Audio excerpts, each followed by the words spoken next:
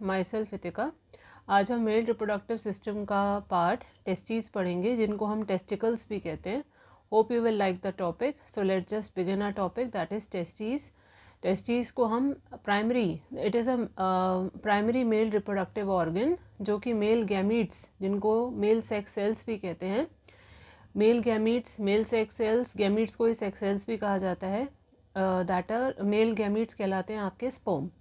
उनको प्रोड्यूस करने का काम टेस्टीज करते हैं। मेल बॉडी के अंदर 2 टेस्टीज प्रेजेंट होते हैं, और ये जो टेस्टीज हैं वो एक बैग, ये है वो पाउच, एक थिन वॉल का पाउच, ये जो बाहर की तरफ आपको दिख रहा है, जिसको हम कहते हैं स्क्रॉटम। स्क्रॉटम के अंदर टेस्टीज प्रेजेंट होते हैं। ये थिन वॉल का पाउच है, पतली सी वॉल प्रेजेंट होती है इसमें, दैट इज़ अ पाउच जिसके अंदर टेस्टीज प्रेजेंट है। इस पाउच को हम स्क्रॉटम कहेंगे। एग्जाम में क्वेश्चन आता है कि ये जो स्क्रॉटम है वो मेल बॉडी में एब्डोमेन के बाहर क्यों होता है, why is scrotum outside the body. तो इसका रीज़न ये है, हमारे बॉडी का जो टेम्परेचर है वो ज़्यादा होता है, जो कि स्पर्म को मैच्योर होने के लिए अच्छा नहीं है। यानी कि वो हायर टेम्परेचर वो स्पर्म की मैच्योरिटी के लिए सूटेबल नहीं है। और जो स्क्रॉटम है, स्क्रॉटम का जो टेम्परेचर होता है, क्योंकि वो बॉडी के बाहर है, उसका टेम्परेचर नॉर्मल बॉडी के टेम्परेचर से 2 से 3 डिग्री कम होता है। उस 2 से 3 डिग्री कम टेम्परेचर में जो स्पर्म होते हैं वो इजीली मैच्योर हो जाते हैं। इसलिए ये रीज़न जब एग्ज़ाम में आए स्क्रॉटम का, कि स्क्रॉटम बॉडी के बाहर क्यों होता है, उसका रीज़न यही है, क्योंकि बॉडी के बाहर होने से टेम्परेचर 2 से 3 डिग्री कम होगा नॉर्मल बॉडी टेम्परेचर से, जो हेल्प करेगा कि स्पर्म ईजिली मैच्योर कर जाए।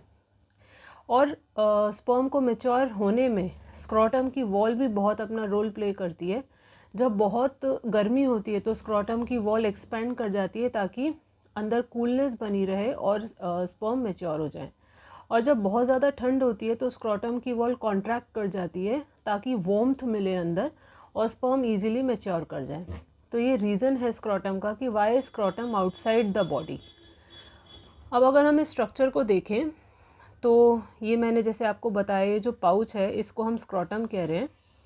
ये आपके टेस्टीज हैं। इसके अंदर ये जो सेगमेंट है, इसको हम बोलते हैं लोब्यूल। लोब्यूल को सेगमेंट भी कह रहे हैं हम। और ये जो मैंने रेड पोर्शन से आपको दिखाया है, इसको बोलते हैं seminiferous tubule. This is known as seminiferous tubule. और ये जो सेगमेंट है इसको हम कहेंगे लोब्यूल। लोब्यूल 250 लोब्यूल्स प्रेजेंट होते हैं मेल बॉडी के अंदर। इसके ऊपर ये जो डक्ट दिख रहे हैं आपको, ये 12 to 14 होते हैं, 12 से 14 नंबर में होते हैं। इनको हम कहते हैं एफरेंट डक्ट। इसके ऊपर ये जो कॉइल है जो ऊपर से जा रही है नीचे की तरफ, इसको बोलते हैं एपिडिडाइमिस। इसके बाद ये जो आगे ट्यूब है इसको हम बोलते हैं स्पर्म डक्ट, जिसको वास डिफरेंस भी कहा जाता है। Sperm duct also known as vas deferens. अब इसके बारे में थोड़ा सा डिटेल में देख लेते हैं। जैसे मैंने आपको बताया, ये जो लोब्यूल्स हैं, ये जो सेगमेंट है, ये 250 होते हैं। और ये रेड कलर के जो प्रेजेंट हैं, जिनको हमने बोला सेमिनिफेरस ट्यूब्यूल, इनका काम होता है स्पर्म प्रोड्यूस करना। और सेमिनिफेरस ट्यूब्यूल के द्वारा स्पर्म का प्रोड्यूस होना, ये प्रोसेस कहलाता है स्पर्मेटोजेनेसिस। तो मैं एक बार रिपीट करूं, the process of formation of sperm by the seminiferous tubule is known as spermatogenesis. हमारे जो सेमिनिफेरस ट्यूब्यूल होते हैं, मैं अगर इसको यहाँ छोटा सा बनाऊँ, ये जो सेमिनिफेरस ट्यूब्यूल होते हैं ऐसे, इसके बीच में एक पैकेजिंग टिश्यू होता है जिसको हम बोलते हैं इंटरस्टिशियल सेल्स या फिर लेडिक सेल्स। इंटरस्टिशियल सेल्स या फिर लेडिक सेल्स। और इन सेल्स का फंक्शन है मेल हार्मोन बनाना, जिसका नाम है टेस्टोस्टेरोन। जो सेमिनिफेरस ट्यूब्यूल है इनका काम है स्पर्म बनाना, और प्रोसेस कहलाएगा स्पर्मेटोजेनेसिस। और जो लेडिक सेल्स हैं इनका काम है मेल हार्मोन बनाना, जिसका नाम है टेस्टोस्टेरोन। जब स्पर्म सेमिनिफेरस ट्यूब्यूल में बन जाता है तब तक वो इमेच्योर ही होता है। फिर वो स्पर्म यहाँ से सारी सेमिनिफेरस ट्यूब्यूल से निकलकर एफरेंट डक्ट में पहुँचता है, जो कि 12 से 14 होती है नंबर में। उसके बाद वो इमेच्योर स्पर्म एपिडिडाइमिस में पहुँचता है। एपिडिडाइमिस में ये जो एपिडिडाइमिस है ये कॉइल है 6 मीटर लंबी कॉइल है। इसके अंदर स्पर्म टेम्परेरीली रुकता है जब तक कि स्पर्म मैच्योर नहीं हो जाता और मोटाइल ना हो जाए, मतलब मूवेबल ना हो जाए, तब तक वो एपिडिडाइमिस में रहता है।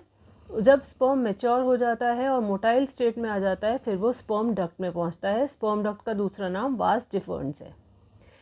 So this is all about testes जिनको हम टेस्टिकल्स भी कह रहे हैं। एग्ज़ाम में जो क्वेश्चंस हैं वो आप ये वाले क्वेश्चंस आएंगे कि स्क्रॉटम बॉडी के बाहर क्यों होता है। तो मैंने जैसे स्टार्टिंग में भी बताया, मैं एक बार और आपको बताऊं, तो स्क्रॉटम बॉडी के बाहर इसलिए होता है क्योंकि जो स्पर्म है वो इतने हाई टेम्परेचर पर मैच्योर नहीं हो सकते, क्योंकि हमारे बॉडी का टेम्परेचर बहुत हाई है। वो हाई टेम्परेचर स्पर्म के मैच्योर होने के लिए सूटेबल नहीं है। और स्क्रॉटम का टेम्परेचर 2 से 3 डिग्री कम होता है हमारे नॉर्मल टेम्परेचर से, जिसमें स्पर्म ईजिली मैच्योर हो जाते हैं। और स्पर्म को मैच्योर होने में स्क्रॉटम की वॉल्स बहुत रोल प्ले करती हैं। जब बहुत तेज़ गर्मी होती है तो वो एक्सपैंड कर जाती हैं ताकि अंदर कूलनेस बनी रहे, और जब बहुत तेज़ ठंड होती है तो वो कॉन्ट्रैक्ट कर जाती हैं ताकि अंदर वार्मथ मिले। दूसरा क्वेश्चन, स्पर्मेटोजेनेसिस क्या होता है, ये आता है एग्जाम में पूछने के लिए। तो सेमिनिफेरस ट्यूब्यूल्स जो स्पर्म बनाती हैं, इस प्रोसेस को स्पर्मेटोजेनेसिस कहते हैं। फिर एक क्वेश्चन आता है कि मेल हार्मोन जिसको हम टेस्टोस्टेरोन बोलते हैं वो कौन बनाता है। तो वो इंटरस्टिशियल सेल्स, जिनको लेडिक सेल्स कहा जा रहा है, वो बनाती हैं। फिर एपिडिडाइमिस का फंक्शन आता है। एपिडिडाइमिस के अंदर स्पर्म कुछ टाइम के लिए स्टोर होता है, तब तक रहता है जब तक कि वो मैच्योर और मोबाइल ना हो जाए। जब वो मैच्योर हो जाता है और मोटाइल स्टेट में आ जाता है, उसके बाद एपिडिडाइमिस से निकल के स्पर्म डक्ट में यानी कि वास डिफरेंस में पहुंच जाता है। Hope you have understood the topic of testes, also known as testicles. Still you have any doubts or queries, you can write down in the comment section. Rest, just take care, bye bye, good night.